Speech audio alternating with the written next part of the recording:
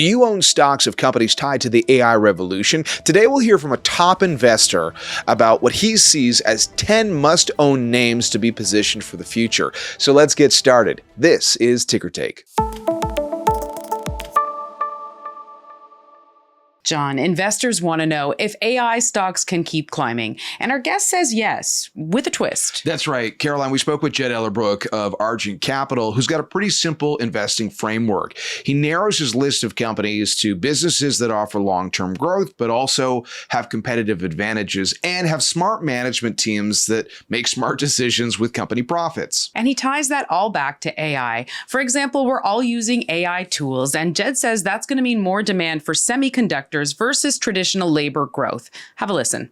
Generally speaking, one of the ways we think about investing is the amount of salary dollars earned and paid per year in America is about $15 trillion a year. The amount of money spent on semiconductors per year is about $1 trillion, so far smaller. If you put those together into a pie, 93% of that pie is labor and 7% is semiconductors. We think that gradually, steadily, consistently, that pie is going to move in the direction of semiconductors over the next 5 or 10 years. And because of AI, we are seeing semiconductor use, largely via data centers, start to actually displace labor. And so I think we're not necessarily predicting that like labor spending, spending on wages and stuff goes down. We're just saying we think semiconductor spending is going to grow quite a bit faster than labor dollars. So basically, Jed's saying that even though semiconductor stocks have done well, he's saying they're going to continue to do well. Have a listen. Semiconductor stocks have been the best performing part of the market for the last 3 or 4 years. We think they will continue to perform well. Valuations, it varies, of course, but Nvidia's valuation is not all that high today. Investors are a little concerned about next year and Nvidia growing slower than some of the other alternatives, like company developed, kind of specific use chips. Google has those with the TPUs. Amazon has those with their Trainium chips, and on and on. And then also AMD is going to grow rapidly next year too. So we find semiconductor valuations to be reasonable. We think growth is going to be very high. For example, Nvidia is going to grow their revenues probably 50% next year. The S&P 500 is going to grow its revenue in aggregate, roughly 10%. So yeah, we think both the near-term and the long-term outlook for semiconductor chips exceeds the broader U.S. economy.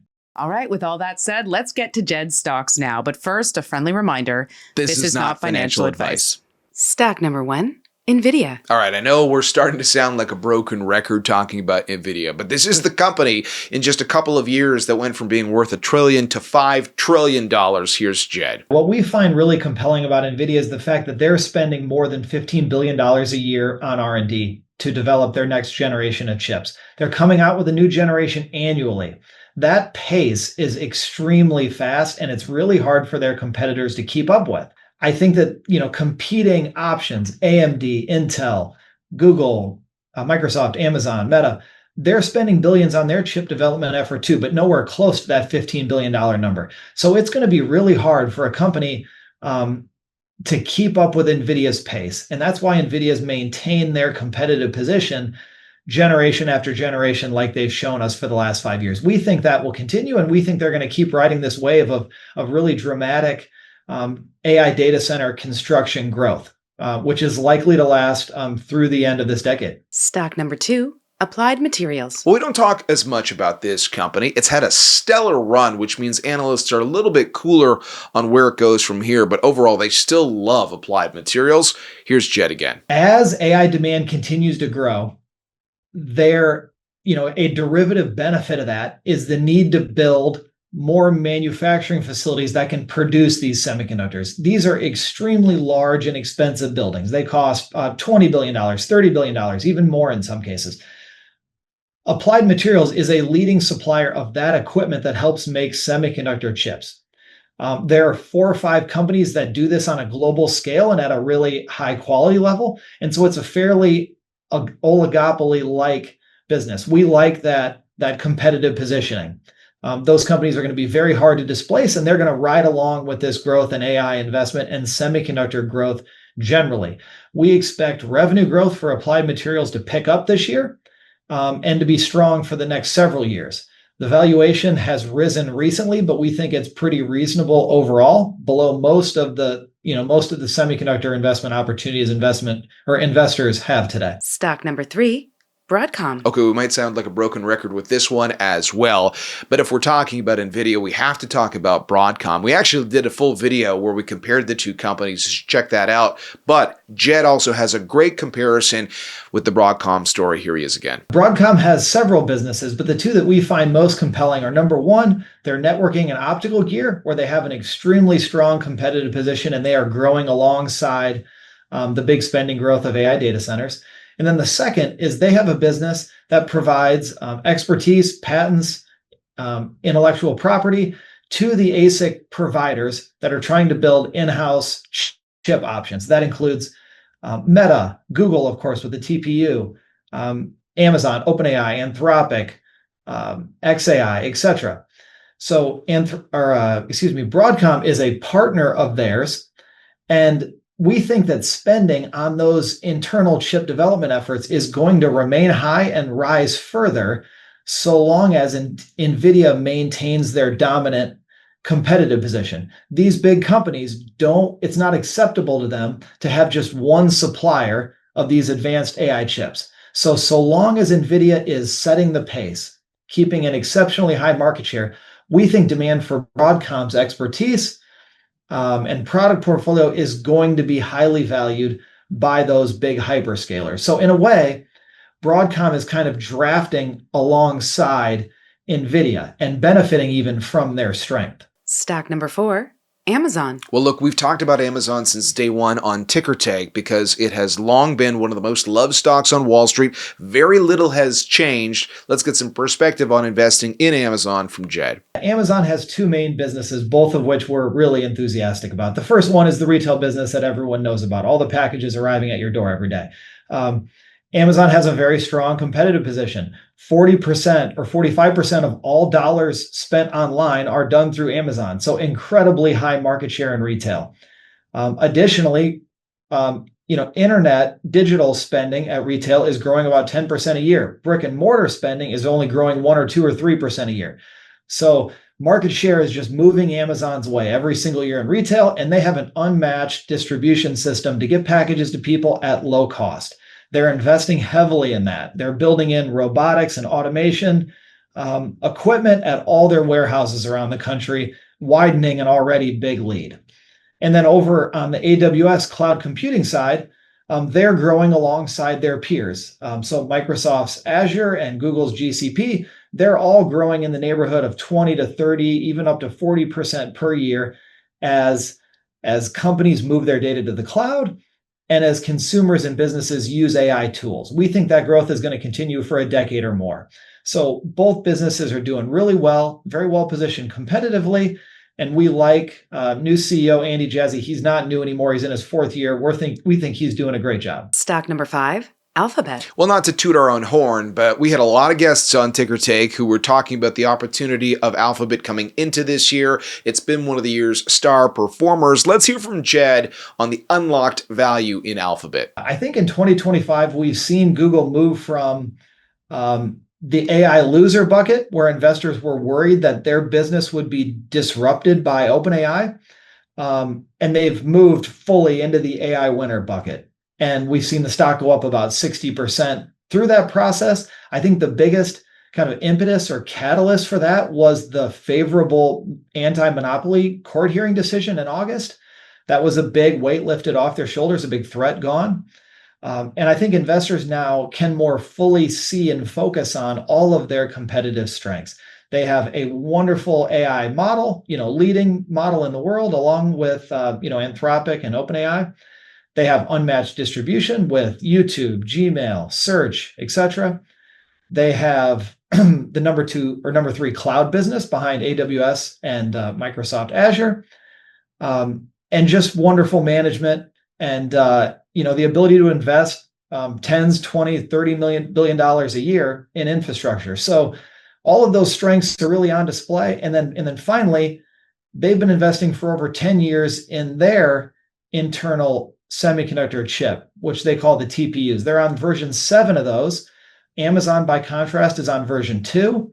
So, again, just shows Google's foresight, all the investment they've made, all the expertise they have within the company, and you're seeing really good financial results too. Stock number 6, Microsoft. What's interesting with Microsoft is not just how many analysts remain bullish on the company, but how much potential upside they see. On average, upside of at least 25% for the shares. As for Jed's perspective, let's have a listen. Microsoft is the enterprise, both big and small, their leading technology partner, their most trusted technology partner. We're all using their email products. We're all using their productivity tools.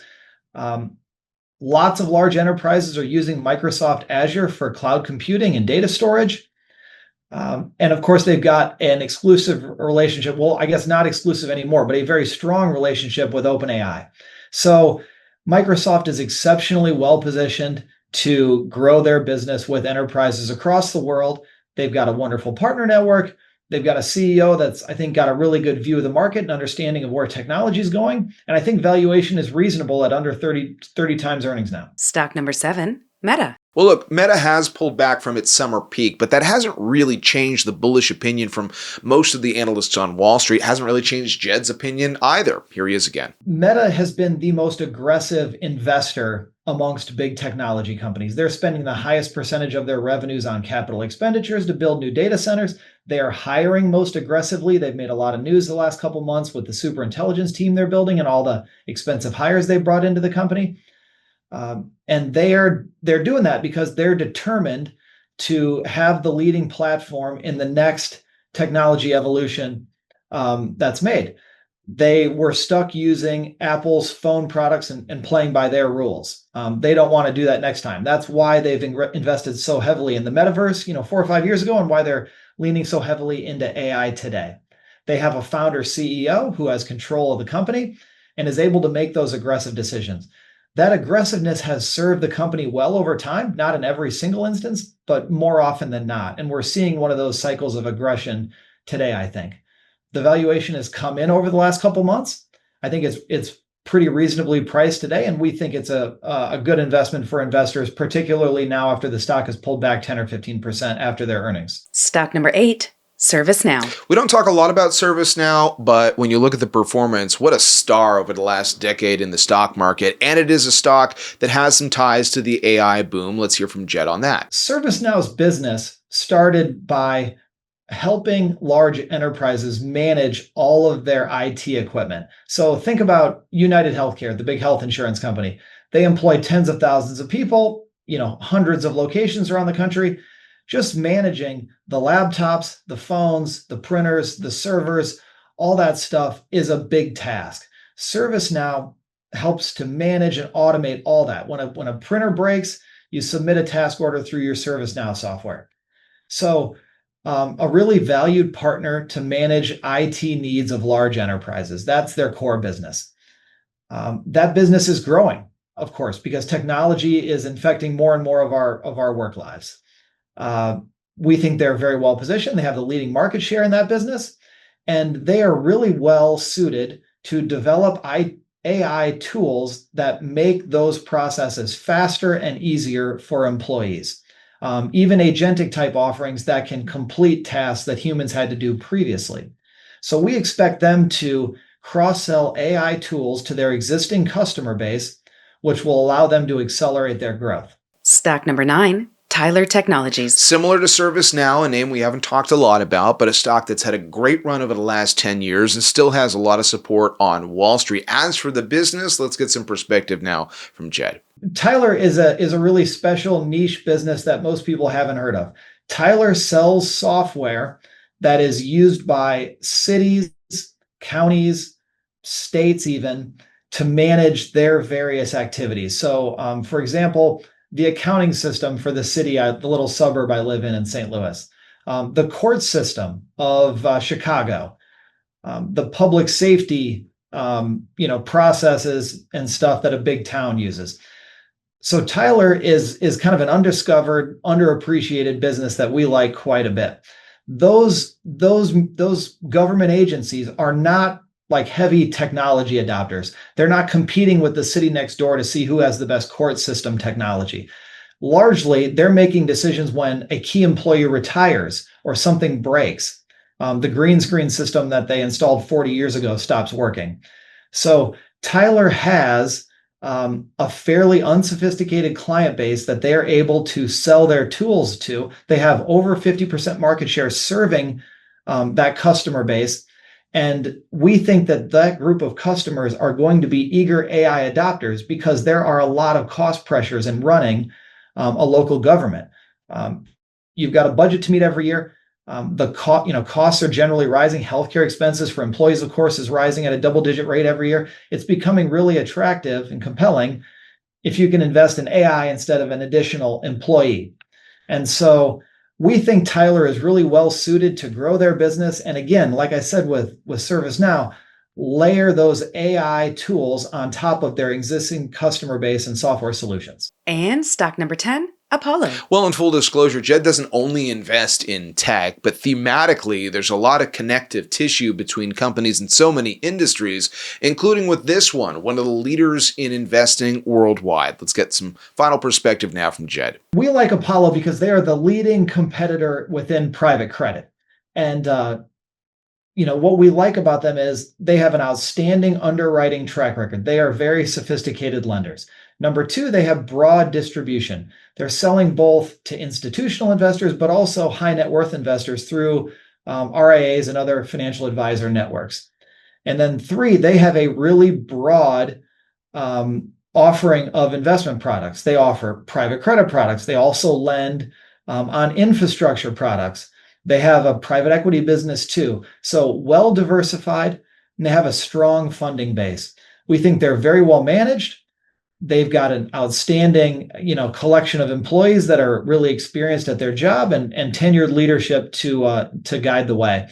So we think it's a compelling business, and we think now is a particularly good time to buy this stock because alternative investment managers have been one of the worst performing areas within financials this year.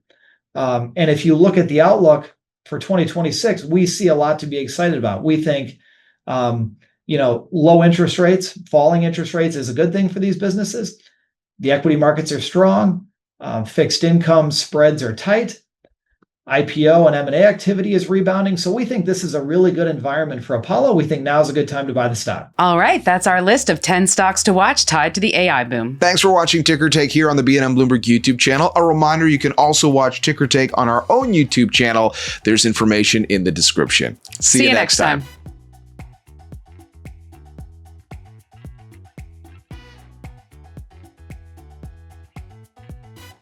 We'll see you next time. Okay. I didn't know if I was supposed to say the newsletter we thing. didn't have a plan. Oh, I'm so sorry.